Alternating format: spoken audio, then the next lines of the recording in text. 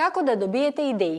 Ова предавање ќе ви помогне да се фатите со некои од основите на креативното пишување. Односно, да ги ставите првите зборови на лист хартија или вашиот компјутерски екран. Потоа ќе зборуваме за слободното пишување како алатка за ослободување на вашата имагинација и водењето на авторска тетрадка или дневник. Секако не заборавајки на важноста на широкото читање за креативниот автор. Ќе почнете едноставно пишувајќи. Одлично е чувството да ги пишувате зборовите со надеж дека некој ќе ви ги прочита и возврати на нив.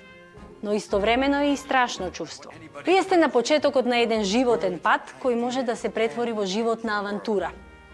Но како сите патувања во непознатото, самиот почеток може да предизвика трема и можеби моменти на колебање. Може да почнете да се прашувате прашања од типот дали можам да пишувам или како да започнам. Овој прв проект ќе ви помогне токму околу тоа.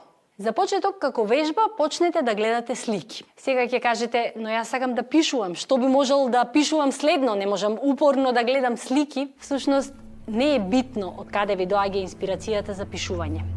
Затоа можете да почнете дури и со обично гледање слики. Помислете на Трейси Шевалие, која имаше огромен успех со незиниот филмуван роман од 1999 година "Девојката со бисерната обетка". Целото дејствие на филмот се вртеше околу слика на Вермеер. Од друга страна, ако ја слушате Фленери О'Конор, која е одличен автор на кратки раскази, никогаш нема да се грижите за тоа од каде ви доаѓаат идеите. Таа вели: секој кој преживеал просечно детство има доволно за да пишува десетици години.